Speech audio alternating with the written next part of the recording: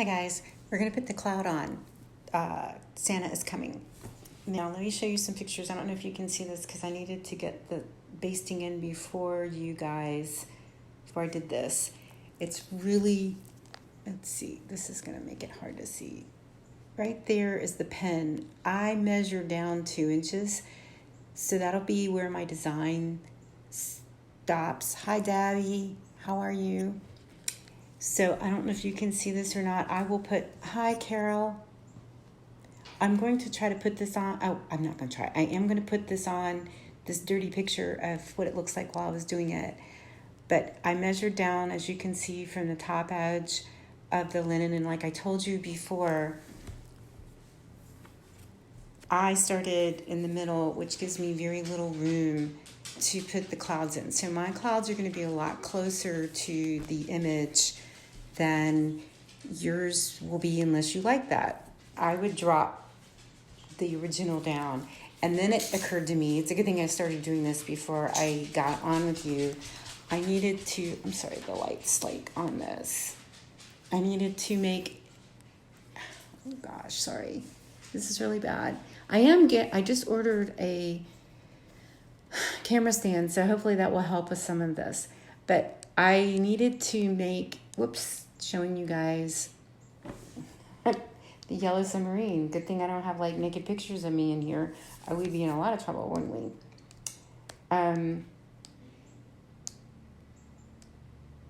As you can see, hopefully, I put in pins that do the edge of, it's going to want to turn. Let's see if we can do this where it's not totally, yeah, there's the pen. This pen goes along the edge of the image, and you're going to want to mark the edge of the image, because if you don't, hi Crystal, if you don't do that, then you may put your clouds out here and not really think, which wouldn't be too bad, except you are going to have to put your frame in. So I just took my needle and ran it in the middle of 2 linen threads up the side to know where I would mark it. And then if you can see, I took the quilting thread, and where the pin was to show where the image starts, the edge of that image, I put in some basting threads right there, and I basted straight across, and then I basted down on the other side, so it will give me some guidelines on where the image is on this piece. And again, as you can see, if you look at your chart or look at the picture that Romina has, the clouds that are printed on the linen are a little higher than this. But I have no problem with it, but then again, I'm bratty and I don't pull out or change. I've also decided, and I will confess, there is a mistake on my stitching from the chart. I did pull out some things when it was off a little bit, but even on my own that I designed, half the time they don't match the chart. Not like a huge difference, but sometimes there's a little thing. This little guy is out 1 thread, and I just wasn't, or 2 threads. It's over 1 stitching thread, which is 2 linen threads. It's over 2 stitches. I didn't realize it until I was putting in no, actually, I lied to you which one it is. It's this little rogue guy that's by himself, because his antlers didn't match up with the feet on the chart. So if you like look at mine really close, you will see, yes, I've got this weird thing going on here. I mess with my hair too much. Anyway, you will know that he is over 1 and shouldn't be, but it doesn't affect a whole lot. I mean, if he were like off by himself, like maybe down here or something, I would change it. I also stitched this on 36 and used 2 strands of thread. It's slightly bulky, but not a lot. I usually stitch with 1, so it was hard to stitch with 2, but on the dark, I just wanted the coverage, so I kept it with 2. The other thing I did, I don't know what Romina did to keep the long stitches, the straight stitches down, but on the snowflakes, hi Romina. Yeah, I did a little bit of changing. Yes, here I am. On the straight stitches, instead of couching it down in the middle where it meets in the snowflake, you use one strand for that. I did a cross stitch over it to keep it down. So all my snowflakes have the straight stitch in the middle. Thank you, sweetie.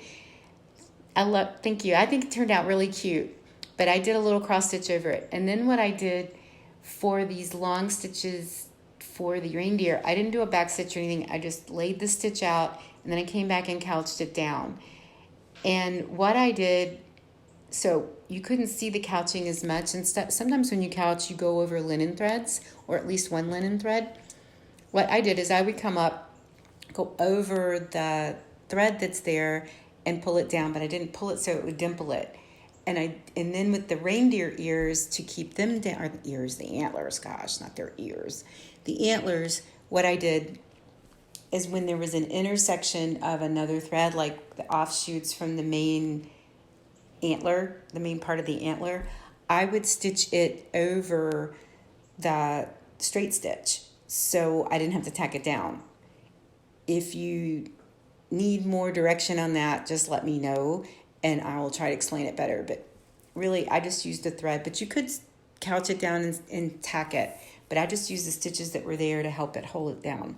So now we're going to put I've pinned the clouds. Like I said, I'm not going to interface mine down. Lots of times when people do wool applique, they will do that. And there's a big debate on what you use. Like if you were using wool on wool, I would do heat and bond, because I really like mine, especially if it's a bigger piece, I would like mine to stay down, and heat and bond keeps it down. You just have to be careful about because it's like a glue. All of it's a glue, but this glue spreads. So you have to make sure that it won't spread when you're doing it. And like when I do pillows and other things like that, I like to use the heat and bond because it will really keep the whole piece down and it'll stay down after you start working on it. So when you're using it as a pillow or whatever, it won't poof out. This is really small and I'm going to frame it, so I'm not going to do it. But I did pin them down, and I'm going to have to lift the one cloud up to as I put it down, you can't see it. I'm going to lift this up and tack it because I'm not going to take these off. I'm just going to tack it while everything is stitched on here. I put a knot, and I'm going to use the gray because there isn't any shading because this isn't painted or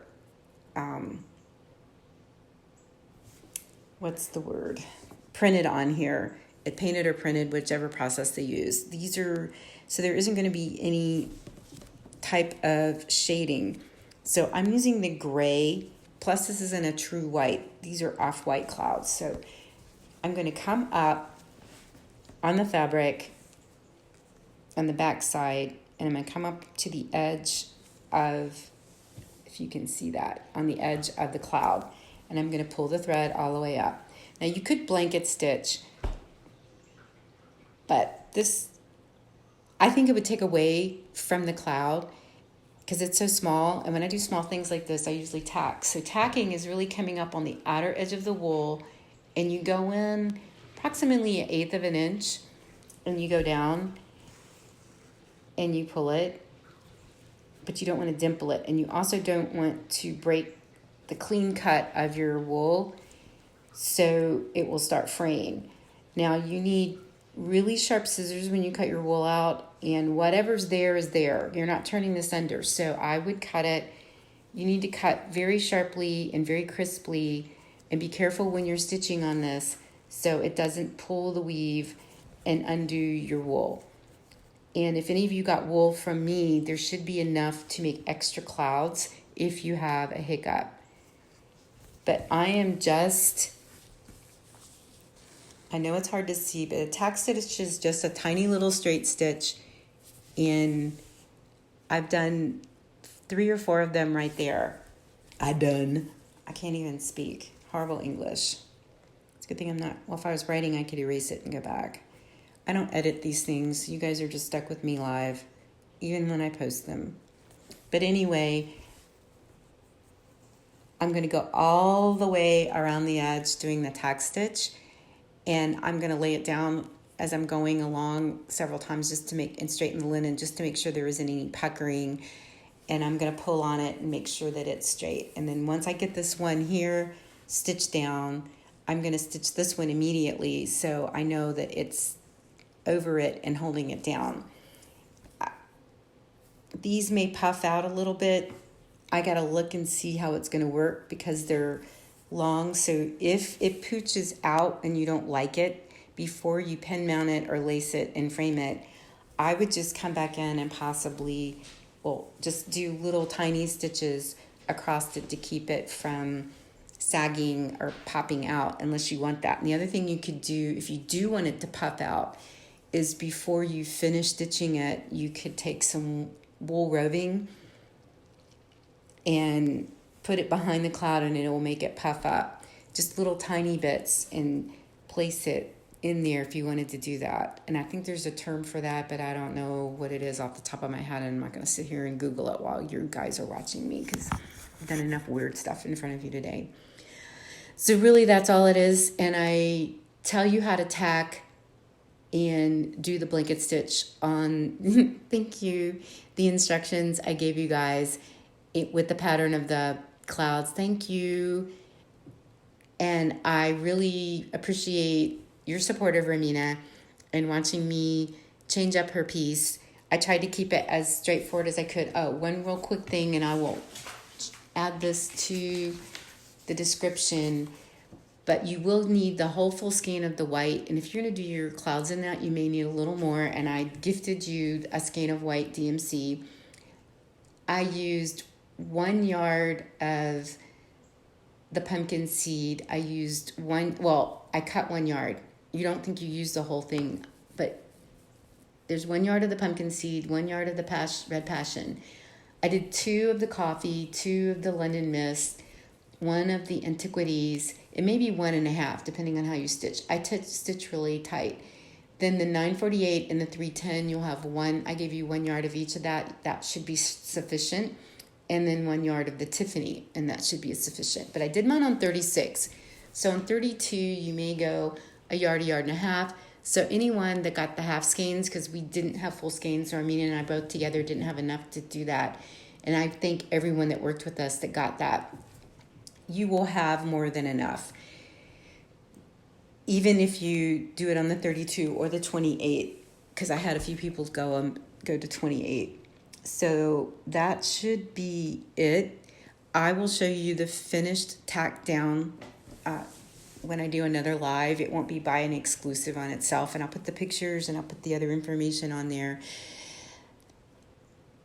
And now we'll do finishing on something else next, but this one will go on like my personal and on my business, and then when I get a moment, I will upload it to YouTube, so it will be there. And I'm just working on being the rock star. And I really appreciate you guys giving me part of your Sunday, and especially in the busy holidays. And we'll go from there. So thank you again.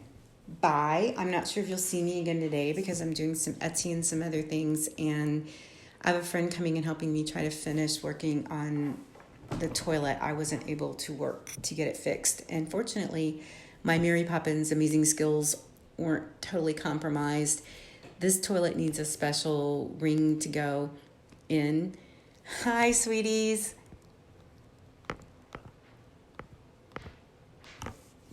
So anyway, you guys will have to watch the repeat of this once I load it. My English is better than yours, Romina. I'm not sure about that. I told someone one time that English wasn't my first language, and someone said, "What is your first language?" And I said, "English." So they laughed at me. That's when they knew I was crazy. But anyway, bye guys. Have a great day. Happy holidays. And I am loading this up, and this just tells you how to put the clouds on there. And like I said, I have ordered a camera stand, which will help hopefully with like holding the camera so we can see some other things. Because believe it or not, I'm not going away.